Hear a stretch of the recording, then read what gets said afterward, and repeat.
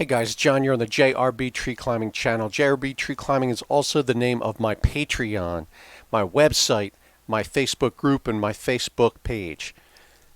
Let's talk about mechanical advantage, just the basics. You've heard me use the term before and I'll be using it again.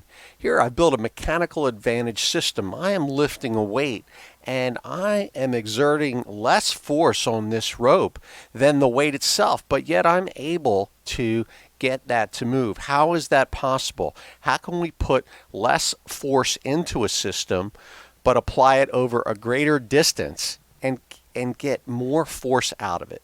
Well, that's actually the definition of a mechanical advantage system. Mechanical advantage is the ratio of the force produced to the force applied. So you've heard things like a 2-to-1 or a 3-to-1 mechanical advantage system. Well, that's what they're saying.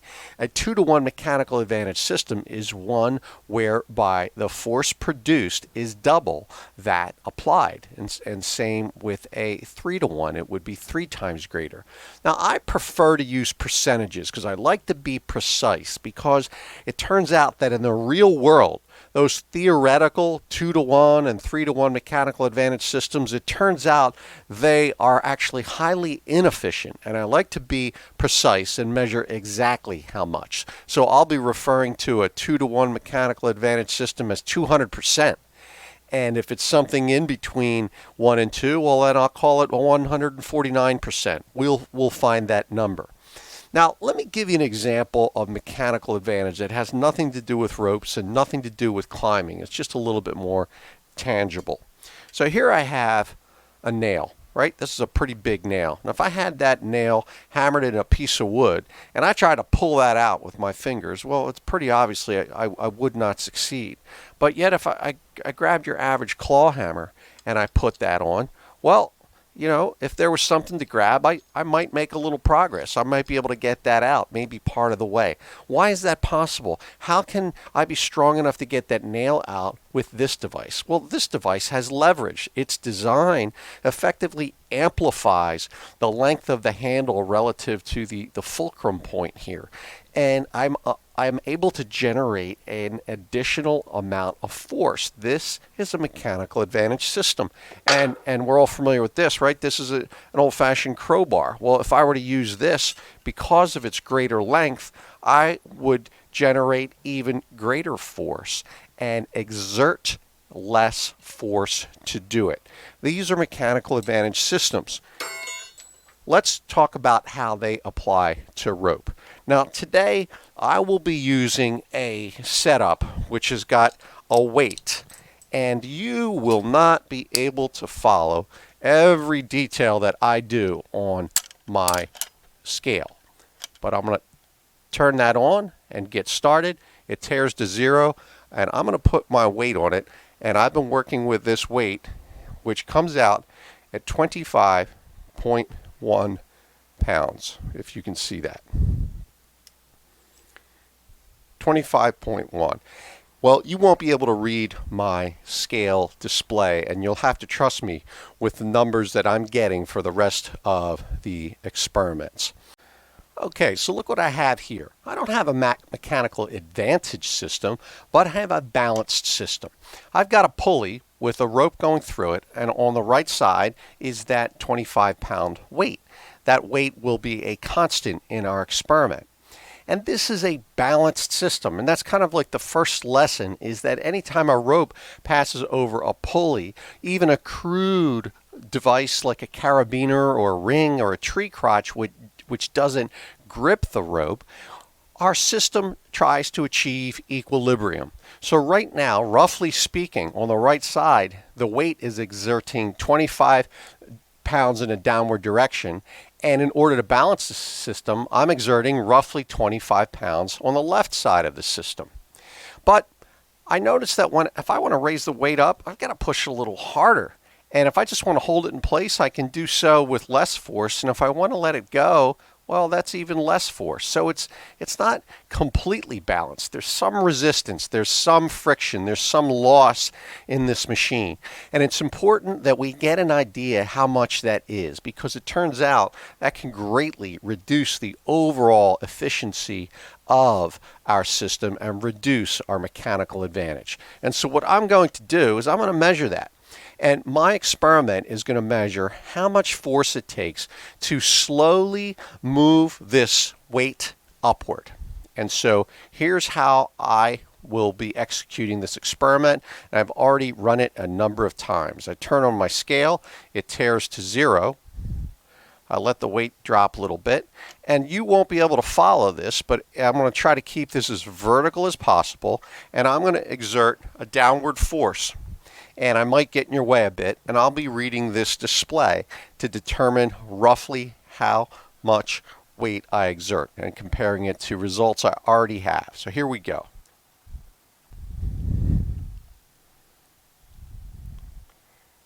Getting 33 pounds, 32.4, 32.6. 32.6, 32.4. Okay, so referring to my notes, that is exactly what I got before. Now let's talk about that. 32.4 pounds. Here I've got a little conversion sheet, and I've done all the math already. It turns out that actually 32.6 pounds turns out to a system which is 77% efficient, meaning that I didn't need to exert roughly 25 pounds here, or 25.1 pounds. I needed to exert significantly more force. Well, why? Well, because there is loss, and there's your lesson. Anytime a rope is bent around a device, we will experience loss.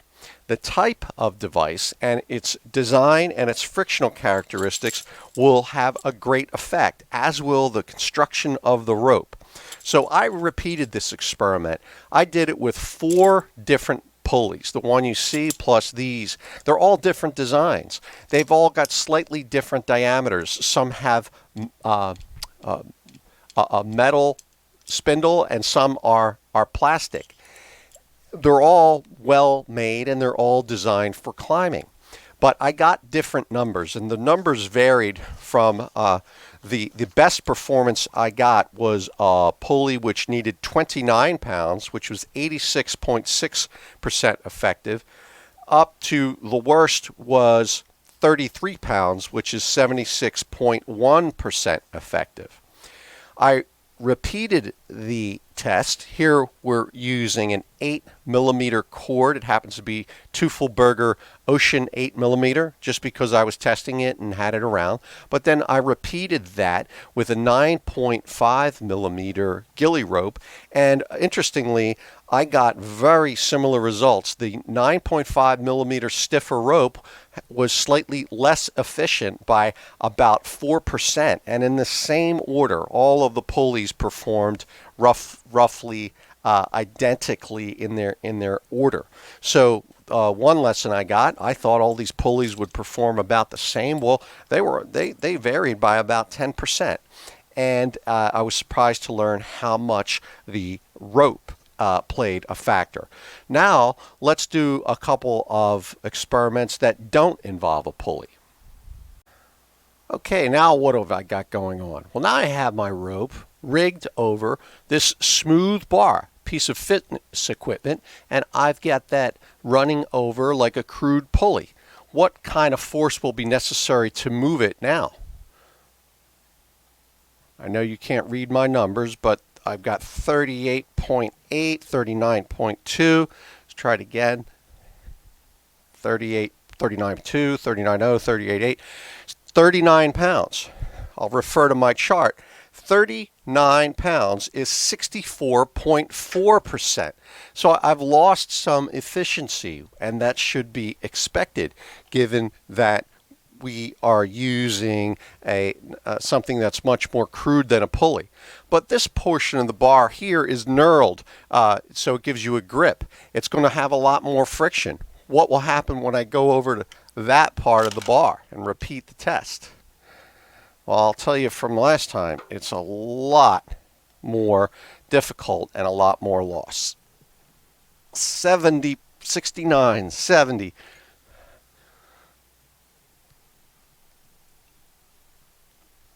I was getting roughly 69 pounds, and 69 pounds equates to 36.4% effective. So we're losing almost 2/3. We're exerting much more force to move that. Well, I have repeated this experiment many times, and I'm not going to make you watch it. I will simply give you the results. When I ran the rope across a rappel ring, I got 42 pounds or 60%. When I ran it across a rather narrow carabiner, rather narrow in cross section, because if I got a really fat carabiner, well, that would probably come out really similar to the rappel ring. So I intentionally chose one that was a little bit narrow. Well, that required 50 pounds, double the weight itself, and therefore a 50% efficient system. And lastly, I ran it through the tree crotch that you see here, just this tiny little willow tree crotch that I have for my experimentation. Of course, a real tree would be a lot more involved, and the crotch came out at 59 pounds or 42%. So what's the lesson here? Anytime we bend a rope, we're going to get loss. And that loss needs to be factored into the actual mechanical advantage calculation. And when in doubt, we should simply measure to see what we're really getting. Okay, now take a look what I have here. Let's assume I'm up in the tree, and I've got my rope secured to the tree. If I'm trying to lift something heavy and bring it up into the tree, or any point of elevation, instead of just trying to pull up 100% of its weight, if I can find a place to anchor my rope and put the load on a pulley and pull on the other side, well, I'll only be pulling theoretically, this is a 2-to-1 mechanical advantage system, because in theory, the load is balanced evenly between these two strands. However, as we just saw, we won't achieve a full 2-to-1 or 200%, and in fact we'll get numbers much closer to what I just showed you. But because we're climbers, let's take a look at a 2-to-1 mechanical advantage system from the perspective of a climber. Now, this is going to look just like what I showed you a moment ago. This is going to look like the 1-to-1 system. And here's your next lesson. This is a 1-to-1 system. If I am on the ground and lifting this weight, I've got to pull the amount of weight necessary to pull this up plus whatever loss is in the system. And in so doing, I will exert double the load will be exerted at the canopy. Whenever we have a balanced system, if there's 25 pounds here, there's 25 here, and there's 50 on my anchor. But here's where the next lesson comes into play. Mechanical advantage systems, or the advantage calculation, I should say, is relative to the location and source of the force going into the system. So for me on the ground, that's how much force it takes me. But if this weight represented me, the climber, and the climber was exerting force on this rope, now, as soon as the climber puts, theoretically, a little bit more than half of his or her weight on this strand, so let's say a little more than half of their weight is here, well, guess what? The other half of their weight is here. And so this becomes roughly a 2-to-1 mechanical advantage system for a climber from the perspective of the climber. Think that through. I am not part of this object. I have to invoke the full force here plus the inefficiency. But if I handed this rope to the climber, who's represented by this weight, they only need to pull a bit more than half of their weight. So that's why moving rope system is considered to be a mechanical advantage system, because from the perspective of the climber, this one-to-one system becomes two-to-one. And that's why you'll see MRS climbers use things like friction savers to reduce the amount of friction and therefore increase the amount of efficiency in their overall system. Okay, so let's take a look at this system. Here I have an anchor in the canopy, comes down, and it goes through a carabiner, which is going to act as a poor man's pulley, creating a balanced system, goes back up, and through another pulley. Okay, so what's going on here? Let's start at the weight itself. That's our known entity, and go up. We know this is a balanced system, and so we can assume that approximately half of the weight, approximately 12.5 pounds, is on each side of the system. It doesn't matter what's above it. We can dissect the system right there and make that determination. And now we can look at this pulley in isolation and say, well, if this has got 12.5 pounds of tension, that goes up and around here, and I am holding it. So what I'm looking at, this is a 2-to-1, in theory, a 2-to-1 mechanical advantage system, or a 200% system, in that if I exert something more than half of the weight of the object in a downward fashion here, as soon as the tension under my hands becomes more than half, it'll start to move this system. So a perfect system would start moving around, let's say, 13 pounds. All right, well, let's measure. Let's measure and see what we actually get. Now, let's remember what we just learned. There's a lot more loss in this system because I've got 2 points of rotation in the rope. It rotates, it bends around this pulley, and it bends around this carabiner, which is even less efficient. What will I get out of this system? Well, I won't know until I measure it. So I'm going to tear my scale, and I'm going to take a couple reps here and see what we get.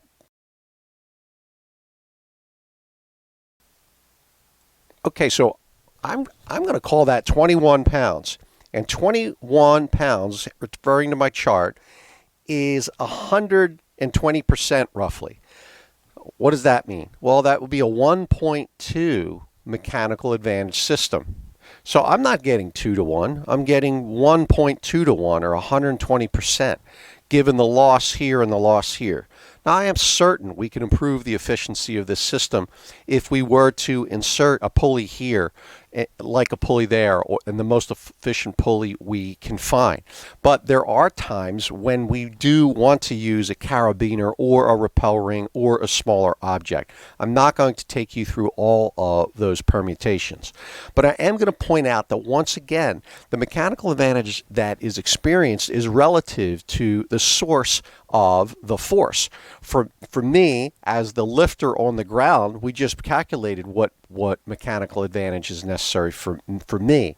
But if I were exerting this force from the perspective of the climber being the load, I handed this rope to the climber. Now, again, as the climber puts more weight here, it's diverted off of the climber themselves. So let's analyze this from the perspective of the climber. Now I'm the climber, I'm holding the rope. Now this becomes effectively a 3-to-1 mechanical advantage system. The system becomes balanced at rest. And there are 3 strands which uniformly absorb the load of the climber. 1, 2, 3. And we know it's a balanced system because we just trace the lines. The tension here should equal roughly the tension here, should equal roughly the tension here. So this is an interesting phenomena. This is a very common setup for example, RADS SRT. We'll be exploring that further. From the perspective of the climber, it's a theoretical 3-to-1 mechanical advantage system, but it progresses at a 2-to-1 rate. Well, what do I mean? I mean that if the climber were to pull this rope down a foot or 30 centimeters, so the climber pulls that down, Well, what happened? When 12 inches or 30 centimeters was absorbed here, only 6 came from this side and 6 came from that side. Let's repeat it. It moves at a 2-to-1 rate. I have to pull down double the distance that I will travel. So it's, again, a theoretical 3-to-1 mechanical advantage system that progresses at a rate of 2-to-1. Now, I know I'm throwing a lot of terms at you, but I thought we needed a little bit of some background on the basics of mechanical advantage before you start to see this in the field and had some perspective. So I will be referring to this from my videos, and you'll hear me use terms like theoretical mechanical advantage of 3-to-1 or 300%. Where possible, I will do my best to measure that. I do have a couple of scales. I've been investing in a lot of gadgets to make my experiments even more accurate. I recently even calibrated all of the diameters on those pulleys, trying to figure out how the diameter of the pulley affects the efficiency of it. In general, a larger diameter makes it more efficient, but I have my largest pulley isn't actually my most efficient. So there's definitely more going on, and we'll really just need to measure to find out. And that's just really the final lesson. You really don't know what mechanical advantage you have unless you actually measure it. Okay, I hope I didn't lose you there, but I'll talk to you soon, and you'll be seeing me put this to action.